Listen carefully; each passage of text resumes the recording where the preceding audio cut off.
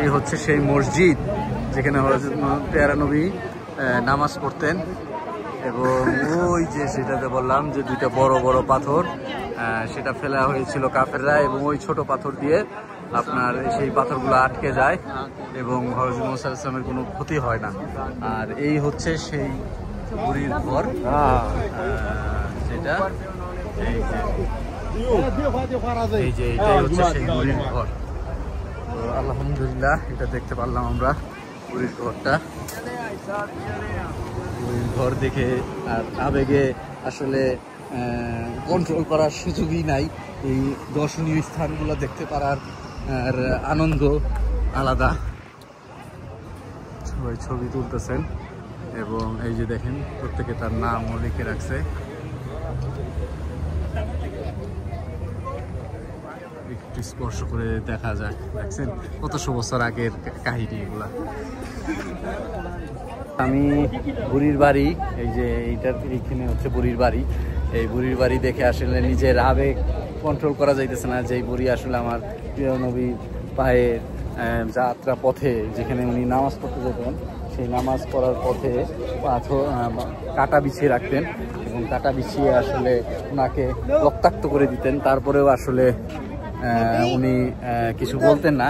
সেই হচ্ছে বুড়ির বাড়ি পুরা আপনার আমি উঠতেছি, দেখলেন আমার পিছনে বুড়ির বাড়ি থাকবে। এই যে হচ্ছে আমার পিছনে, এইখানে নাকি তার রান্নাঘর ছিল। তো এই ধ্বংসাবশেষটাই এখন বুড়ির বাড়ি হিসেবে স্মৃতি হিসেবে মানুষ এখানে আসে এবং দেখে।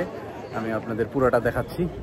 আর ওই যে পাথর যেটা দেখাচ্ছি, ওই যে বড় বড় দুইটা পাথর, ওইখানে আসলে মসজিদ আছে সামনে, মসজিদে হ্যাঁ ওই বড় পাথর আসলে কাফেররা ফেলে দিয়েছিল হযরত মুহাম্মদ সাল্লাল্লাহু আলাইহি ওয়াসাল্লামের উপরে, কিন্তু ছোট্ট দুইটা পাথর সেই বড় পাথরগুলোকে আটকে দেয়।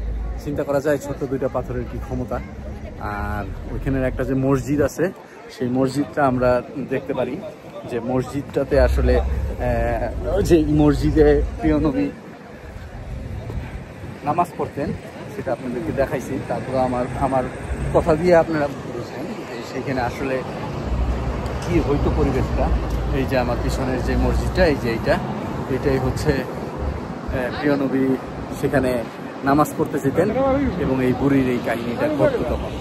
তো যাই হোক, এই ঘটনাগুলো আসলে শিক্ষণীয়, যে কতটা ধৈর্য ধারণ করলে, কতটা মানবিকতার প্রকাশ দেখাইলে যে আপনার কেউ মানে কষ্ট দিলেও যে কেউ কিছু না বলে তার মন পাওয়া যায়, সেটা আসলে ভবিষ্যতের ঘটনা। কারণ একটা পর্যায়ে গিয়ে বুড়ি সেই ব্যাপারটা উপলব্ধি করছিল এবং অনুতপ্ত হয়েছিল। তো এই হচ্ছে পিছনে সেই বুড়ির বাড়ি আমরা যে দেখলাম, ভালো লাগলো খুব। আপনারাও যারা আসবেন তারা অবশ্যই তায়েফ আসবেন। তায়েফ খুব সুন্দর জায়গা এবং অনেক বড় জায়গা। এখানে আসলে 2-3 ঘন্টা ঘুরে পোষাবে না, কিন্তু তারপরেও আসলে এই জায়গাগুলা স্মৃতি বিজড়িত জায়গা এবং এখানে না আসলে আসলে বোঝার কোনো উপায় নাই যে এত কাহিনীগুলো যেগুলো আমরা বইয়ে পড়ছি, বইয়ে পড়া আর নিজের সচক্ষে দেখার মধ্যে পার্থক্য আছে।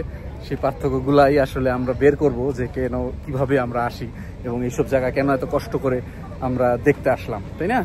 তো আসা মানেই হচ্ছে আপনার মধ্যে ইসলাম ধর্মের ইতিহাস জানার আগ্রহ তৈরি হবে, ইসলাম ধর্মের প্রতি আরও বেশিভাবে মনোনিবেশ করতে পারা যাবে। তো যাই হোক, বুড়ির বাড়ি থেকে আপাতত এখন সামনের কোনো একটা নতুন জায়গা দেখার জন্য যাচ্ছি, চলেন।